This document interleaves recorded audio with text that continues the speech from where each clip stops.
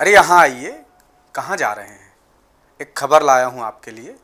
और खबर है मध्य प्रदेश के तकरीबन 7 साढ़े 7 लाख सरकारी कर्मचारियों से जुड़ी हुई। मामला है उनके भविष्य से जुड़ा हुआ, जिसकी इस समय मध्य प्रदेश में बहुत चर्चा हो रही है। चर्चा के साथ साथ सरकार की नीतियों पर सवाल भी उठ रहे हैं। सवाल उठने की वजह भी है। वजह है प्रमोशन में आरक्षण का पेंच, जिसमें अभी हाई कोर्ट का फैसला आना बाकी है। उम्मीद जताई जा रही है कि ये मध्य प्रदेश में प्रमोशंस 10-15 दिन में शुरू हो सकते हैं। मैंने और अतुल ने कल आपको एक खबर भी दिखाई थी इससे जुड़ी हुई, तो अब आया है उससे आगे का अपडेट। और मामला जुड़ा है मध्य प्रदेश लोक सेवा पदोन्नति नियमों से, जिसमें थोड़ी सी कैलकुलेशंस आ गई हैं, गणितीय कैलकुलेशंस हैं। एक्स और वाई के निर्धारण को लेकर एक बैठक होनी है सामान्य प्रशासन विभाग की ओर से 29 जून को। तो ये जो बैठक बुलाई गई है, इस बैठक का विरोध शुरू हो गया है। किन्होंने विरोध शुरू कर दिया है? मध्य प्रदेश के कर्मचारी नेता हैं, सामान्य और पिछड़ा वर्ग के ये कर्मचारी नेता हैं जो विरोध कर रहे हैं। उनका कहना है कि जब तक सुप्रीम कोर्ट और हाई कोर्ट में पेंडिंग मामले का अंतिम फैसला नहीं आ जाता, तब तक पदोन्नति प्रक्रिया आगे बढ़ाना कोर्ट की भावना और सरकार द्वारा दी गई अंडरटेकिंग के विपरीत है। मंत्रालय सेवा अधिकारी कर्मचारी संघ ने भी इस पर अपनी बात रखी है। उन्होंने कहा कि सामान्य प्रशासन विभाग ने 25 जून को एक चिट्ठी जारी की थी और उसमें एक्स और वाई के निर्धारण के लिए मीटिंग बुलाई थी, जिसकी तारीख बताई गई है 29 जून।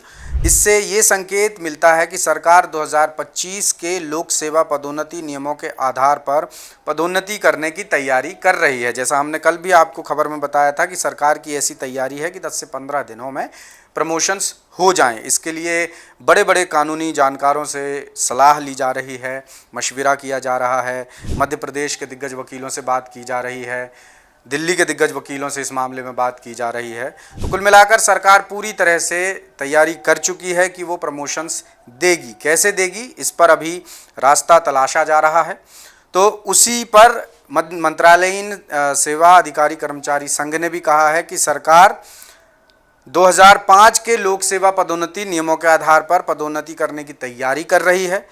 दावा है कि सरकार ने पहले हाई कोर्ट में ये आश्वासन दिया था कि अंतिम न्यायिक निर्णय आने तक 2025 के नियमों के आधार पर पदोन्नतियां नहीं की जाएंगी। तो आरोप लग रहे हैं सरकार पर कर्मचारी संघ की तरफ से कि सरकार इस तरह का जो कदम उठा रही है वो कोर्ट की मूल भावना और सरकार ने जो अंडरटेकिंग दी है कोर्ट में, उसके अगेंस्ट है। तो अब ये एक्स और वाई के निर्धारण का क्या गणितीय समीकरण है, ये क्या कैलकुलेशन है, तो चलिए ये भी बताते हैं। तो कर्मचारी नेता बता रहे हैं कि यदि एक्स और वाई का मान 0 रखा जाए, 0 रखा जाए, तो इसका मतलब होगा कि पदोन्नति में आरक्षण लागू नहीं होगा। वहीं 1 का मतलब ये है, अगर एक्स और वाई का मान 1 रखा जाए तो अनुसूचित जाति को 16% और अनुसूचित जनजाति को 20% आरक्षण देना होगा, जैसे पहले के नियमों में लागू था। यदि एक्स और वाई का मान 0 और 1 के बीच रखा जाता है तो आरक्षण तो रहेगा, लेकिन निर्धारित प्रतिशत से कम रहेगा। कर्मचारियों का यह भी कहना है कि 2025 के पदोन्नति नियमों में एक्स और वाई के निर्धारण के स्पष्ट मानदंड नहीं दिए गए हैं, जिससे ये जो प्रोसेस है ये कठिन हो गई है, जटिल हो गई है। कर्मचारी नेताओं का आरोप है कि इन नियमों के आधार पर पदोन्नति होने पर सामान्य वर्ग को बड़ा लंबा डेंट हो सकता है, बहुत बड़ा नुकसान हो सकता है। और वैसे भी पहले से जो ये कर्मचारी हैं, बहुत सारे जो रिटायर हो चुके हैं, उनकी पीड़ा तो वैसे भी है। उनका कंपनसेशन नहीं हो सकता, सरकार भी नहीं कर सकती, क्योंकि इतने सालों में लगभग 1 लाख के आसपास कर्मचारी रिटायर हो चुके हैं मध्य प्रदेश में। 2016 से ये विवाद चला आ रहा है, लगभग 10 साल हो चुके हैं। तो अब यहाँ पर जो कर्मचारी रिटायर हो गए हैं उनका क्या होगा, जो बिना प्रमोशन पाए रिटायर हुए हैं, ये भी एक बड़ा सवाल है। दूसरी तरफ ये सवाल है कि 4 से 4.5 के आसपास कर्मचारियों का मध्य प्रदेश में प्रमोशन होना है। प्रमोशन होंगे तो तय बात है पद खाली होंगे, पद खाली होंगे तो सरकार कहाँ से इतने सारे पद भरेगी। तो ये भी एक बड़ा चैलेंज है कि इतनी बड़ी संख्या में क्या प्रमोशन दे पाना सरकार के लिए पॉसिबल है। तो यही दावा किया है कर्मचारी नेताओं ने कि अधिकांश विभागों में उच्च पदों पर रहने से ही आरक्षित वर्ग के अधिकारी बड़ी संख्या में कार्यरत हैं। ऐसे में पदोन्नति होने पर फीडर कैडर में आरक्षित वर्ग की संख्या अधिक होने के कारण आगे भी वही वर्ग पदोन्नत होगा। ये भी एक बड़ा अहम मसला है। उन्होंने मंत्रालय की मिसाल दी और कहा कि यदि किसी संवर्ग में सभी अधिकारी आरक्षित वर्ग से हैं तो अगली पदोन्नति भी उसी वर्ग के अधिकारियों को मिलेगी।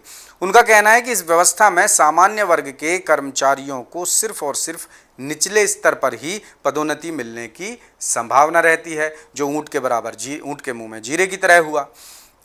अब सामान्य वर्ग ने कुछ मांगे भी रखी हैं सरकार के सामने, वो मांगे भी आपको बता देते हैं। सामान्य वर्ग के कर्मचारी संगठनों ने सरकार से 3 तरह के संशोधन करने की मांग की है। पहला, जिन संवर्गों में SC/ST वर्ग का प्रतिनिधित्व निर्धारित 36% से ज़्यादा है, वहां उनका प्रतिनिधित्व 36% से नीचे आने तक नई पदोन्नति नहीं दी जाए। दूसरी मांग है सामान्य वर्ग के कर्मचारी संगठनों की, आरक्षित वर्ग का कर्मचारी अनारक्षित पद पर पदोन्नत ना किया जाए। तीसरा पॉइंट है 2016 से पेंडिंग पदोन्नतियों को भूतलक्षी यानी रेट्रोस्पेक्टिव प्रभाव से लागू किया जाए, भले ही उस अवधि का एरियर ना दिया जाए। ये पॉइंट बहुत इंपॉर्टेंट है, एक बार फिर से सुनिए। कर्मचारी नेताओं की मांग है सामान्य वर्ग के कि 2016 से जो भी पेंडिंग प्रमोशंस हैं उनको रेट्रोस्पेक्टिव प्रभाव के साथ लागू किया जाए, भले ही उस अवधि का एरियर ना दिया जाए। अब यहाँ पर सामान्य एवं पिछड़ा वर्ग की लड़ाई लड़ रहे, उनकी पदोन्नति की लड़ाई लड़ रहे संगठन की बात करें, सपाक्स उस संगठन का नाम है, तो उसका कहना है कि सरकार 2025 के पदोन्नति नियम लागू करने पर अड़ी हुई है, जिससे सामान्य और पिछड़ा वर्ग के कर्मचारियों को भारी नुकसान हो सकता है। आरोप भी लग रहे हैं कि 2016 के हाईकोर्ट के फैसले के बाद गलत पदोन्नतियों को निरस्त नहीं किया गया और अब यदि नई पदोन्नतियां की जाती हैं तो ये कोर्ट में सरकार द्वारा दी गई अंडरटेकिंग का खुलेआम उल्लंघन होगा। अब कुछ सुझाव भी दिए हैं सपाक्स ने, वो भी आपको बता देते हैं। सुझाव ये है कि पदोन्नति में कर्मचारियों को उसी श्रेणी में माना जाए जिस श्रेणी में उनकी नियुक्ति हुई थी, यानी आरक्षित तो आरक्षित और अनारक्षित तो अनारक्षित। कर्मचारी संघ के मुताबिक, सपाक्स के मुताबिक इससे विवाद काफ़ी हद तक खत्म हो सकता है, लेकिन सरकार इस विकल्प पर भी विचार नहीं कर रही है। ये बड़ी चिंता की बात है सपाक्स के मुताबिक। अब यहाँ पर सपाक्स और अजाक्स, ये 2 संगठन का नाम लेना चाहूँगा एक बार फिर से कि इन्हीं संगठनों की लड़ाई के चलते ये मामला पहुंचा था कोर्ट। सरकार ने 2025 में प्रमोशन नियम लागू कर दिए थे। अब इससे पहले कि प्रमोशन हो पाते सपाक्स की अपनी आपत्तियां थीं, तो सपाक्स पहुंच गया कोर्ट में उसने वही दलील दी जो मैंने अभी आपको पढ़ के बताई कि सामान्य वर्ग और पिछड़ा वर्ग के कर्मचारियों का नुकसान कर रही है सरकार 2025 के पदोन्नति नियमों के मुताबिक। तो उन्होंने कुछ पॉइंट्स बताए थे, कुछ सुझाव दिए थे, तो वही मांग अभी भी चली आ रही है और अभी भी ये मामला प्रतीक्षित ही है। कोर्ट में हर्ड एंड रिजर्व है ये केस, फैसला सुरक्षित रख लिया गया था फरवरी में, यानी इसको 130-135 दिन से ज़्यादा हो चुके हैं, जबकि नियमों के मुताबिक सुप्रीम कोर्ट के जो फैसले हैं, सुप्रीम कोर्ट की जो गाइडलाइंस है उसके मुताबिक हर्ड एंड रिजर्व मामले में 90 दिन से ज़्यादा नहीं होना चाहिए, फैसला 90 दिन के भीतर आ जाना चाहिए, लेकिन फैसला अभी 130-135 दिन के बाद भी नहीं आया है।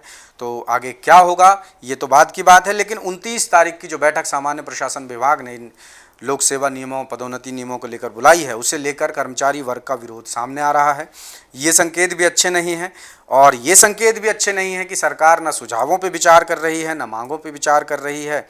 और कोर्ट में कई मसले ऐसे पहुंचे हैं जिसमें ये पता चला है कि सरकार की दलीलें भी कमज़ोर साबित हुई हैं। तो अभी मध्य प्रदेश के सरकारी कर्मचारियों के प्रमोशन का मामला बुरी तरह उलझा हुआ नज़र आ रहा है। इसमें आगे क्या होगा, जो भी अपडेट होगा द सूत्र आप तक लेकर आता रहेगा। बने रहिएगा हमारे साथ और बताइएगा कि ये वीडियो आपको कैसा लगा। कुछ सुझाव हों तो वो भी बेशक आप कमेंट बॉक्स में लिख सकते हैं। लेटेस्ट, इन्वेस्टिगेटिव और इन डेप्थ खबरें देखने के लिए ज्वाइन कीजिए द सूत्र का व्हाट्सएप चैनल, सब्सक्राइब कीजिए यूट्यूब चैनल, लाइक कीजिए फेसबुक पेज और पढ़ते रहिए www.dasootra.com।